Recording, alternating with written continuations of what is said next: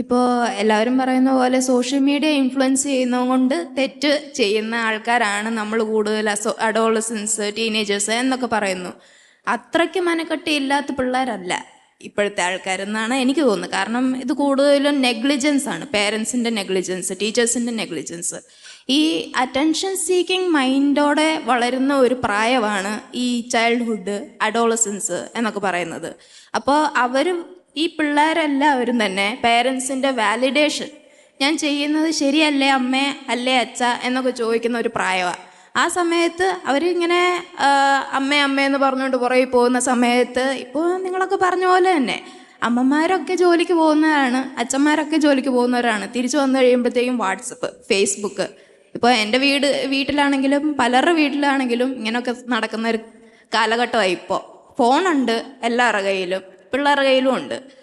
ഈ അമ്മമാരും അച്ഛന്മാരും വീട്ടിൽ വരുന്നവരെ കാത്തിരിക്കുന്ന കുഞ്ഞു പിള്ളേർ അവരാഗ്രഹിക്കുന്ന അവരുടെ സ്കൂളുകളിൽ അവരെന്തൊക്കെ ചെയ്തു, അവരെന്തൊക്കെ ക്രിയേറ്റീവായിട്ടുള്ള കാര്യങ്ങൾ ചെയ്തു, അതൊക്കെ അവരവരുടെ അമ്മയോടും അച്ഛനോടും പറഞ്ഞ ആ ഒരു വാലിഡേഷന് വേണ്ടിയിട്ട് കാത്തിരിക്കുകയാണ്. പക്ഷേ നമ്മൾ കാണുന്നത് എന്തുവാ?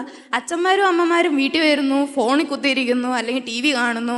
അങ്ങ് മാറി നിൽക്ക് ചെറുക്ക, അല്ലെങ്കിൽ അങ്ങ് മാറി നിൽക്ക് പെണ്ണെ, ഞാൻ ഇതൊന്ന് ചെയ്തോട്ടെ, ഇതൊന്ന് കണ്ടോട്ടെ.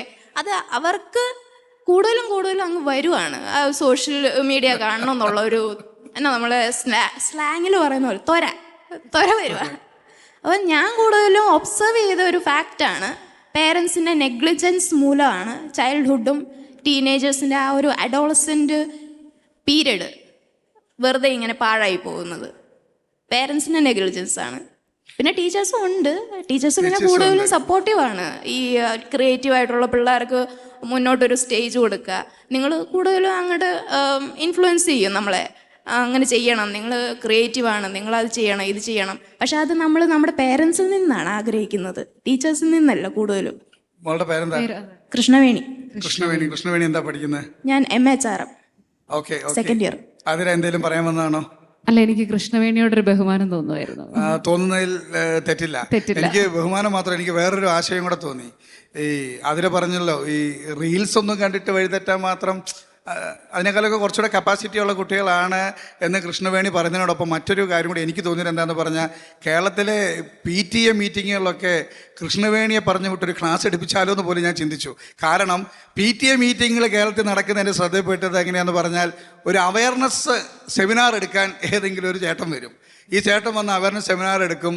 ഈ ക്ലാസ് എടുക്കുന്ന ആളും പേരൻസും തമ്മിൽ ഈ കുട്ടികൾ തീരെ ശരിയല്ല, എന്ത് ചെയ്യുന്നു പറഞ്ഞ് ഇവരെ അങ്ങ് ഒറ്റപ്പെടുത്തും, മാറ്റി നിർത്തും.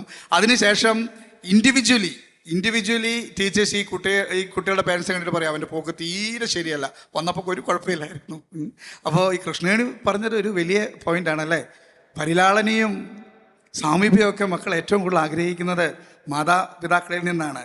എനിക്ക് തോന്നുന്നത് ഈ പ്രോഗ്രാം കാണുന്ന മാതാപിതാക്കൾക്കൊക്കെ കൃഷ്ണവേണിക്ക് കൊടുക്കാൻ സാധിക്കുന്ന കാലഘട്ടത്തിൻ്റെ ഒരു മനോഹരമായ സന്ദേശമെന്നോ കാവ്യനീതിയോ എന്നൊക്കെ വിശേഷിപ്പിക്കുന്നതിൽ തെറ്റില്ല കൃഷ്ണവേണി. അതൊരു പുതിയ ആശയമാണ്, അംഗീകരിക്കാതിരിക്കാൻ വയ്യ.